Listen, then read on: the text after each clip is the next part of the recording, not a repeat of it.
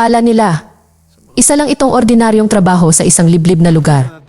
Pero nang may makita silang bagay na dapat sana inanatiling nakabaon, isang nilalang na matagal nang naghihintay, ang biglang nagising, at ang mas nakakatakot, hindi nila alam kung paano ito papatayin. Dahil sa halimaw na ito, hindi lang basta halimaw, at ngayong nagising na siya, walang makakaalis ng buhay. Sa kanayunan ng Hilagang Ireland, isang matandang mag-asawa ang nanonood ng TV. Bigla, napansin ng ginang ang mga patak ng dugo na bumabagsak sa kanyang tsaa na nagsimulang umikot. Nang mapagtanto niyang dumudugo ang kanyang ilong, nagsimulang dumugo rin ang mga mata ng kanyang asawa. Laking gulat nila, may lumalabas ding dugo mula sa ilalim ng kanilang mga upuan. Sa sandaling iyon, bumukas ang pinto at sumigaw ang ginang habang ang kanyang asawa ay sumigaw ng demonyo. Nagsimula ito 2 buwan na ang nakalilipas. Sa isang pub na tinatawag na The Stoker, sina William at Eugene ay nagiinuman. Ngunit dahil walang trabaho si Eugene at may malaking utang sa pub, tumigil ang kasintahan ni William na si Claire sa paghahain sa kanya ng inumin. Nang pumasok ang 2 turistang Canadian sa pub, nahulaan ni Eugene na narito sila para makita ang libingan at sinabi sa kanila na ang pamilya ni William ang nagmamay-ari ng lupain. Kinukumbinsi niya silang kunin sila bilang kanilang gabay at binayaran ng isang grupo ng mga lata ng beer. Habang papunta sa mga bukid, ibinahagi ni Eugene ang lokal na alamat. Ang lupang ito ay dating pagmamay-ari ng isang masamang tao na nagngangalang Abartach na nangangahulugang mga patay na nilalang sa Gaelic. Uminom siya ng dugo ng mga tao, kaya maraming beses siyang sinubukang patayin ng mga lokal, ngunit patuloy lang siyang bumabalik.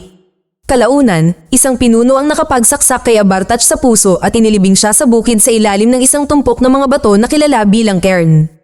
Nang bumisita ang manunulat na Irish na si Bram Stoker sa bayan, si Abartach ang naging inspirasyon niya para sa Dracula na ginawang isang maliit na atraksyon ng turista ang maliit na bayang ito.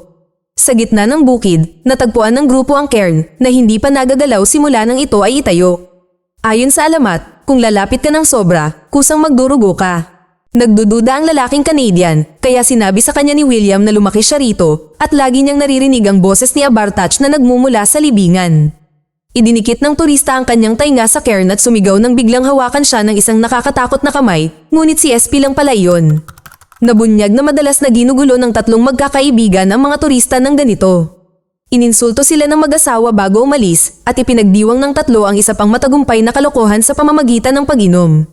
Kinabukasan, nagising ng huli si Eugene nang paulit-ulit na bumusina ang kanyang amang si Francie. Pinagalitan ni Francie si Eugene dahil sa pagpupuyat at pag-inom at nagtaka kung bakit hindi niya ibenta ang bahay niya dahil halos hindi na ito nakatayo. Sinabi ni Eugene na hindi ito ang gusto ng kanyang ina at niyaya ang kanyang ama na pumasok, ngunit ipinaliwanag ni Francie na masyado siyang maraming trabaho. Ang kanyang kumpanya ng konstruksyon ay kinuha para gawin ang pundasyon ng bagong bypass. At tinanong niya si Eugene kung gusto niya ng posisyon sa team. Tinanggihan siya ni Eugene, itinuro na ang bagong bypass ay magtatanggal kay William at sa kanyang mga magulang sa kanilang lupain at kinasusuklaman ng mga lokal na ang proyektong ito ay sisira sa mga bato. Pagkaalis ni Francie, sinimulan ni Eugene ang pag-aayos ng kamalig ng kanyang yumaong ina. Habang sinusuri ang isang butas sa dingding, nagulat siya nang makakita ng isang sirang bungo ng tao. Sa sandaling iyon, nagulat siya kina Claire at William. Nasinubukang tawagan siya buong umaga ngunit hindi nagtagumpay. Magkasamang pumunta sa bayan ang magkakaibigan at nakasalubong ang ama ni William na si George na kailangang magtrabaho sa Sabado dahil kailangan niya ng dagdag na pera. Sinira ng bagong bypass ang lupain ng pamilya at kailangan nilang umalis sa loob ng 2 buwan. Dahil nagtatrabaho sa punerarya si George, ipinakita sa kanya ni Eugene ang bungo na natagpuan niya, ngunit sinabi ni George na wala itong halaga. Malamang maraming patay na bagay ang nakalibing sa lumang bukid na iyon. Pagkatapos ay naligo si Eugene sa bahay ng kanyang ama dahil walang mainit na tubig ang kanilang lugar. Bigla siyang nagulat nang makitang nakatitig sa kanya ang bungo na iyon. Ngunit biro lang pala iyon ng kanyang ama. Pinagalitan siya ni Francie dahil tumatangging magtrabaho o magbenta ng bahay si Eugene at nabubuhay sa pamamagitan ng paghiram ng mga bagay sa iba. Binago ni Eugene ang usapan sa pamamagitan ng pagtatanong kung ang bukid ng kanyang ina ay itinayo sa isang makasaysayang lugar at naisip pa niyang tumawag sa isang arkeologo, iniisip na baka bayaran nila siya para maghukay. Galit na pinagalitan siya muli ni Francie dahil sisirain ng paghuhukay ang lugar. At hindi na makapagpatuloy si Eugene sa pamumuhay nang umaasa sa isang plano na magbibigay sa kanya ng madaling pera. Kalaunan sa pub, sinabi ni William kay Eugene na lilipat siya sa Australia. Gayunpaman, nang tanungin sila ni Claire kung ano ang kanilang pinag-uusapan, hindi nila sinabi sa kanya ang totoo. Sa pagtatapos ng gabi, lasing na lasing si William kaya hinatid siya ni Eugene pauwi. Habang naglalakad sa bukid, ininsulto ni Eugene si William dahil sa pag-iwan sa kanyang mga kaibigan at bayan at tinawag itong duwag dahil hindi pa niya sinasabi kay Claire. Nang sabihin ni Eugene na sasabihin niya kay Claire ang totoo kung hindi sasabihin ng kanyang kaibigan, nagalit si William at sinuntok siya. Nagkaroon ng away at nabunyag na lagi itong nangyayari kapag nalalasing si William. Pagkatapos ng ilang pagpupumiglas, sinipa ni Eugene si William, dahilan para mapunta siya sa tumpok ng mga bato at tumama ang kanyang kamay sa isang matalim na bato. Sa sandaling iyon, narinig ng mga lalaki si George na sumisigaw na kailangan na nilang umalis sa bukid. Nagkatinginan sila ng may pagtataka nang biglang may isang toro na tumakbo papunta sa kanila at sinugod si William sa tumpok ng mga bato, paulit-ulit na tinamaan siya ng kanyang mga sungay. Nang sa wakas ay malapit na si George, binaril niya ang toro at tumakbo palayo ang halimaw, ngunit patay na si William. Habang nakakapit si George sa kanyang anak, napansin ni Eugene ang dugong tumutulo sa lupa. Pagkatapos ng libing, pumunta sina Eugene at SP sa pub para uminom. Gayunpaman, sinisi ng mga lokal ang pagkamatay ni William sa mga kalokohan ng grupo at nagalit sa pamilya ni Eugene dahil sa pagsira sa mga bukid, kaya pinalayas ang dalawa. Nauwi sila sa pag-inom ng lata ng beer sa loob ng isang van at napaisip si Eugene kung dapat ba siyang lumipat ng lugar para magkaroon ng panibagong simula, ngunit itinuro ni SP na wala siyang pera para gawin ito. Ang nakapanlulumong sitwasyong ito ang dahilan kung bakit sumuko na si Eugene at tinanggap ang alok ng trabaho ng kanyang ama. Kaya sumama na rin sina Claire at SP. Nang makita ni George si Eugene, nakaramdam siya ng pagtataksil at tinanong ito kung may nakita ba siya noong gabi ng pagkamatay ni William. Sumumpa si Eugene na wala siyang nakita, ngunit binalaan pa rin siya ni George na ang pagsira sa Cairn ay magkakaroon ng masamang kahihinatnan. Nang wala na si George, sinabihan ni Eugene ang empleyado ng kumpanya na si Gabriel na pabagsakin ng Cairn. Gayunpaman, ayaw ni Gabriel na siya ang gumising sa kasamaan. Kaya nagpa siya si Eugene na siya na mismo ang gumawa nito. Sa isang tama lang ng excavator, nawasak ang buong Cairn. Nang gabing iyon, sinabi ni Eugene kay Claire na isinasaalang-alang niya ang paglipat sa Australia, ngunit hindi pa niya sinasabi sa kanyang ama. Pinagtawanan ni Claire ang kakulangan nito ng pagiging maingat at isiniwalat na alam na niya ang tungkol sa plano ni William noon pa man. Nang makita niya ang larawan ng ina ni Eugene, pinag-usapan nila ang pagkamatay nito dahil hindi alam ng pamilya kung aksidente ba ito o sadyang binura niya ang sarili niyang litrato. Ibinahagi ni Claire na noong siya ay 7 taong gulang. Nakita niyang namatay ang kanyang ama dahil sinubukan nitong gumamit ng chainsaw nang hindi alam kung paano. Sa construction site, dapat sana'y nagbabantay si Charlie sa lugar, ngunit patuloy pa rin itong umiinom. Bigla siyang nakarinig ng ingay at lumabas para mag-imbestiga, ngunit walang tao sa paligid. Sumigaw siya sa pagkadismaya at hindi nakita ang tao na palihim na dumaan sa likuran niya. Pagbalik ni Charlie sa opisina, sumigaw siya sa takot bago nagkalat ang dugo sa bintana. Kinabukasan, dumating ang construction team at nagulat sila na sarado pa rin ang gate dahil dapat sana'y maaga itong buksan ni Charlie. Kinailangan umalis ni Francie para makita ang isang kliyente, kaya't si Eugene ang inatasan niya. Nang tumawid ang team sa gate, nagulat sila nang matuklasan na nakatayo muli ang Cairn. Tinawagan ni Eugene si Charlie, ngunit hindi ito sumasagot, kaya hinanap niya ito ngunit wala siyang nagawa. Kinagabihan, bumalik si Francie at sinigawan si Eugene dahil halos walang ginawang trabaho ang team at ngayon ay 3 araw na silang nahuhuli. Sinabi sa kanya ni Eugene na nakahanap na siya ng paraan para malampasan ang libingan, ngunit ipinaalala sa kanya ni Francie na hindi siya isang inhinyero, kaya hindi niya ito pwedeng pagplanuhan. Sa sandaling iyon, lumitaw si Charlie sa pinto na may dumudugong sugat sa ulo. Inamin niyang hindi niya alam ang nangyari, kaya sinabihan ni Francie si Eugene na dalhin siya sa ospital. Pagkasakay nila sa truck, sinabi ni Charlie na may umikot at umatake kay Eugene, dahilan para bumangga ang van sa kagamitan. Nagmadali sina Francie at ang team na ilabas si Eugene mula sa van at binanggit niya na sinubukan siyang kagatin ni Charlie, gayunpaman, nawala na si Charlie. Pagkatapos ay namatay ang lahat ng ilaw sa construction site at naisip ni Eugene na dapat na silang umalis, ngunit naisip ni Francie na gusto niyang umiwas sa pagtatrabaho. Biglang kinalagkad si Gabriel palayo sa kadiliman. At tumalsik ang dugo sa mukha ni Eugene. Labis ang pagkabigla ng grupo dahil hindi pa nila nakita ang isang taong kumilos ng ganito kabilis. Pinapunta ni Francie si SP para kumuha ng isang bagay na magagamit niya bilang sandata at sinabihan si Eugene na paandarin ang bumper, hindi pinansin ang anumang sasabihin ng kanyang anak. Pagkatapos ay hinanap ni Eugene at Claire ang mga susi ng bumper sa break room. Nang itutok ni Eugene ang kanyang flashlight sa sulok, nagulat siya nang makita si Charlie na may dugo sa mukha. Tumalon si Charlie sa kanya at sinubukang kagatin muli, kaya ginawa ni Eugene ang lahat ng kanyang makakaya para harangan siya. Sinimulan ni Claire na hampasin si Charlie ng isang tubo, ngunit nang lumingon siya, agad itong nagtago sa ilalim ng mesa. Umakyat si Charlie sa ibabaw nito at hinintay na lumabas si Claire para subukang umatake, ngunit itinaas ni Eugene ang mesa at naging dahilan upang bumagsak siya sa matulis na bahagi ng tubo na tumagos sa kanyang dibdib at itinulak palabas ang kanyang puso. Samantala, natagpuan ni na Francie at SP ang bangkay ni Gabriel sa damuhan. Sa sandaling iyon, sumama sina Eugene at Claire sa kanila at sinabi sa kanila na patay na si Charlie. Gayunpaman, lumabas din si Charlie mula sa break room na nakausli pa rin ang tubo. Tumakbo si Francie para hawakan ang tubo at sa pagpupumiglas, natanggal ang puso. Humingi siya ng tulong sa iba, kaya magkasama nilang itinulak ang tubo hanggang sa mahulog si Charlie sa isang butas. Sinisi ni Eugene ang lahat ng ito sa pagkawasak ng libingan, bagamat kakaiba para kay Claire na hindi namatay si Charlie nang saksakin ang kanyang puso, gaya ng sinasabi sa alamat. Iniisip pa rin ni Marcy na hindi totoo ang mga supernatural na bagay, at lasing lang si Charlie, ngunit naantala siya ng pagtulak ni Charlie sa kanyang katawan pataas sa tubo.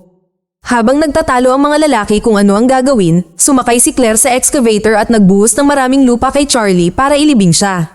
Dahil patuloy pa rin si Charlie sa pagdaan, kinuha ni Claire ang mga bato mula sa libingan at inihulog ang mga ito sa kanya na sa wakas ay nagpatigil sa kanya.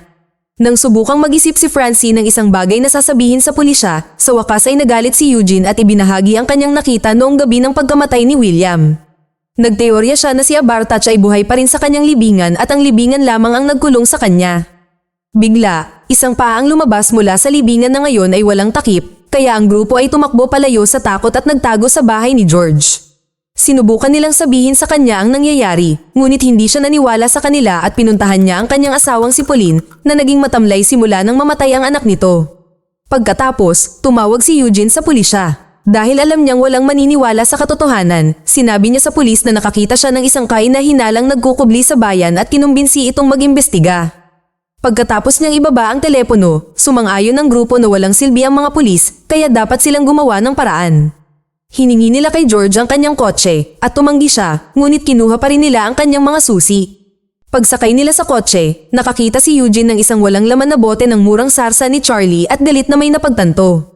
Nagmadali siyang bumalik sa bahay upang kausapin si George, ngunit hindi niya ito mahanap. Sa halip, napunta siya sa morgue at natuklasan ng isang grupo ng mga patay na hayop sa mga drawer. Di nagtagal, sumama sa kanya ang iba pang miyembro ng grupo at sa tingin nila ay kain na hinala rin ang mga hayop. Pagkatapos ay dumating si George at tinanong nila siya tungkol sa bote ng sarsa.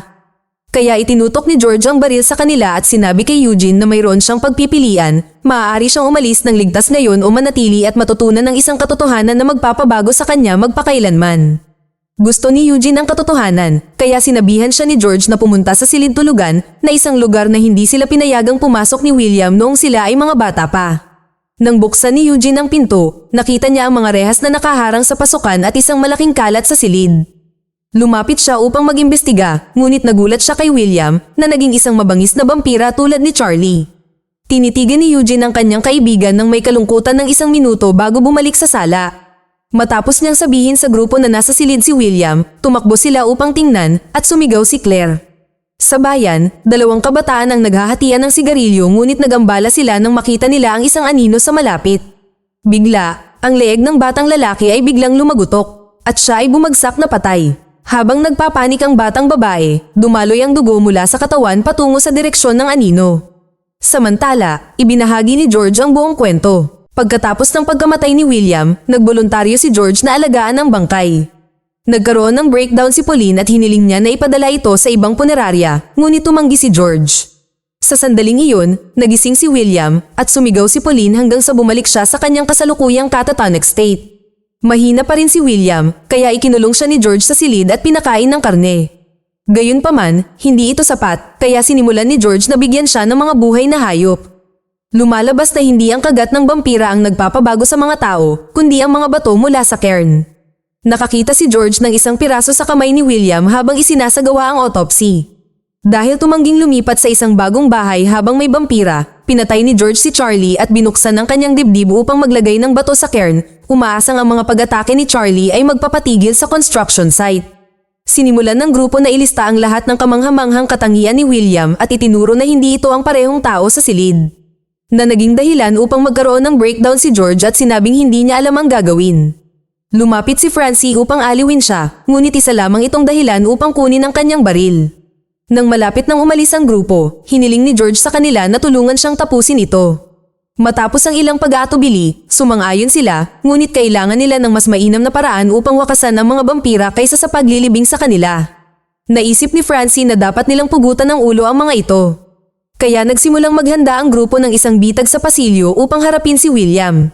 Habang nagtatrabaho sila, nagtaka si SP kung hinahanap ba ng Abartach ang lalaking unang bumihag sa kanya. Tinawagan muli ni Eugene ang pulisya at tiniyak sa kanya ng isang opisyal na ang bayan ay mapayapa gaya ng dati. Nang handa na ang lahat, binuksan ni Eugene ang silid at tumakbo, kaya hinabol siya ni William. Ang lahat ng iba pang mga silid ay selyado upang hindi siya makapagtago. Naghinala si William at hindi lumabas ng pasilyo, kaya hinawakan ni Claire ang kamay ni Eugene upang pukawin ang selos ni William. Tumakbo ang vampira pasulong at naghanda si George na patayin siya gamit ang isang palakol. Gayunpaman, binaril siya ni Pauline na nagising nang makita ang kanyang anak. Sinubukan niyang makipag-ugnayan muli sa kanya, ngunit hiniwan ni William ang kanyang lalamunan at sinimulang inumin ang kanyang dugo. Tumakbo palabas ang natatakot na grupo at sumakay sa kotse para lamang mapagtanto na nawawala ang mga susi. Nang lumabas din si William, sinubukan siyang barilin ni George, ngunit hindi siya tumama at natamaan ng kotse. Tumakbo pabalik sa bahay ang grupo habang sa wakas ay nagawa ni George na barilin ang kanyang anak, hindi na nagtamo ng anumang pinsala ang mga bala. Dahil ayaw na niyang tiisin pa ito, nagpaalam si George kay William at sinubukang patayin ang sarili, ngunit wala na siyang natitirang bala. Sinamantala ni William ang pagkakataong ito para sugurin siya at patayin habang iniinom ang kanyang dugo. Sa bayan, nagising ang pulis dahil sa isang kakaibang ingay. Pumunta siya sa banyo para magbawas at nagulat nang makitang dugo ang lumalabas sa halip na ihi. Ilang sandali pa, dumugo ang ilong ng ina ni Claire habang natutulog at ang dugo ay tumulo sa ilalim ng pintuan. Sa pub, dumugo rin ang ilong ng may-ari. Nangyayari na rin ngayon ang eksena mula sa simula. Di nagtagal, lumalabas na ang dugo sa karamihan ng mga gusali sa kapitbahayan. Sa bahay ni George, naghahanap si William ng bagong biktima. Pumunta siya sa morgue at hindi pinansin ang kabaong para buksan ang drawer kung saan nagtatago si SP. Habang palihim na lumalabas si Eugene mula sa kabaong, binaril ni SP si William gamit ang nail gun. Pagkatapos ay hinampas ni Eugene si William ng palakol at ginamit naman ni SP ay isang patay na tupa, kaya magkasama nila siyang itinulak papasok sa kabaong. Dumating sina Claire at Francie upang tulungan silang panatilihing nakababa ang takip, ngunit sa kanilang pagpupumiglas, hiniwa ni William ang tiyan ni SP at ang braso ni Eugene. Kinuha ni Claire ang nail gun at ginamit ito upang maayos na maipako ang takip.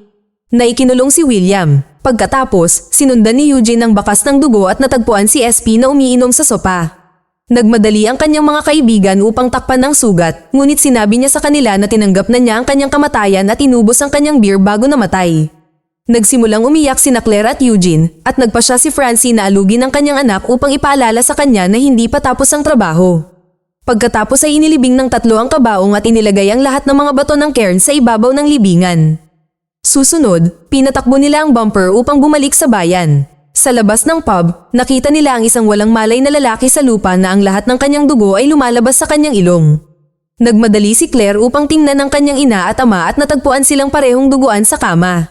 Nagtaka ang tatlo kung paano nila mahahanap ang Abartach at nagteorya si Eugene na ang mga labi ng kanyang mga biktima ay dapat nasa kung saan na nagpapaisip sa kanya tungkol sa bungo na natagpuan niya noong isang araw. Nangangahulugan ito na ang bukid ng kanyang ina ay dating kanyang lungga. Habang si Claire ay kasama ang kanyang pamilya, nagmamadaling pumunta sa bukid sina Eugene at Francie at nakitang bukas ang pinto sa harap. Pumasok sila sa loob at sinubukan ni Francie na buksan ang mga ilaw, ngunit hindi pa rin ito naayos ni Eugene. Sa kamalig, iniinom ng Abartach ang lahat ng dugong dumadaloy sa kanya mula sa isang tunnel, ngunit tumigil siya nang makaramdam siya ng presensya. Sa itaas, tiningnan ni Francie at Eugene ang ilang lumang larawan. Napagtanto nila na ang apelyido sa pagkadalaga ng ina ni Eugene ay kapareho ng lalaking unang nakahuli sa Abartach, kaya tinapon niya si Eugene. Humakbang si Francie at inakala ni Eugene na gusto ng kanyang ama ng yakap. Gayunpaman, gusto talagang tingnan ni Francie ang kanyang sugat. Malakas na dumudugo ang braso ni Eugene at nagsimula na ring dumugo ang tainga ni Francie na nangangahulugang malapit na ang nilalang. Matapos lagyan ni Francie ng tisyo ang kanyang tainga, nakarinig sila ng ingay, kaya nagtago sila sa likod ng pinto. Habang naghihintay, nagkunwari si Francie na may nakita siya at lumingon si Eugene, ngunit sinuntok siya ng kanyang ama. Pagkatapos ay itinago ni Francie ang kanyang anak sa ilalim ng ilang bag para mapanatili itong ligtas. Nang makarating ang Abartach sa tuktok ng hagdan, ginulat siya ni Francie mula sa likuran at mabilis na pinugutan ng ulo gamit ang palakol. Pagkatapos ay ginaising ni Francie si Eugene at sinubukang kumbinsihin itong hinimatay lamang siya, hindi napansin ang maluwag na ulo na mahiwagang gumagalaw sa sahig upang maabot ang katawan at muling ikabit ang sarili. Biglang hinawakan ng Abartach si Francie sa kanyang jacket at inihagis siya sa rehas bago tumama ang kanyang binti gamit ang palakol. Itinulak ni Eugene ang isang kariton ng kagamitan sa Abartach upang mahuli siya sa dingding. Pagkatapos ay tinulungan niya ang kanyang ama na tumayo at dinala siya sa susunod na silid. Habang ang Abartach ay nagsimulang kumatok sa pinto, nagpa siya ang dalawa na tumakas sa pamamagitan ng pag-slide pababa sa chute ng mga durog na bato sa labas ng bintana. Pagkatapos ng isang magaspang na paglapag, napansin ni na Francie at Eugene na sumisikat na ang araw. Pumunta sila sa kamalig na umaasang ang Abartach ay darating para sa kanila at masunog ng sikat ng araw. Nang umatras si Francie, aksidente siyang nahulog sa isang butas at napunta sa basement ng kamalig. Agad siyang sinundan ni Eugene, ngunit kinailangan niyang sumilip nang makarinig siya ng ingay. Lumalabas na ang Abartach ay hindi naaapektuhan ng sikat ng araw at ngayon ay pumapasok na sa kamalig.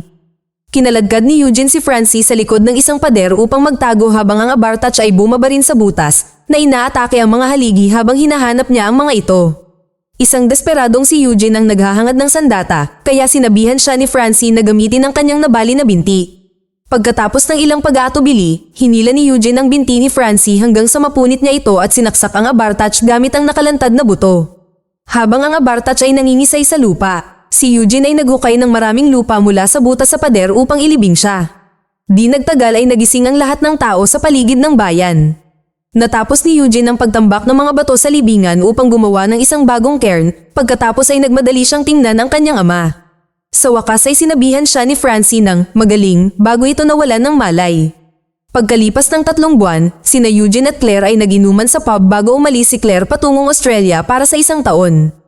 Pagkatapos, umuwi si Eugene kung saan tumutulong ang kanyang ama sa pagsasaayos, kahit na ngayon ay kailangan niyang maglakad gamit ang isang kahoy na paa at sa tulong ng isang tungkod. Sa kamalig, nagdagdag si Eugene ng mga bricks at slate sa libingan upang mas maging matibay ito. Mag-subscribe para sa higit pang mga video na tulad nito, i-on ang notification at mag-iwan ng like para matulungan ang aming channel. Salamat sa panunood.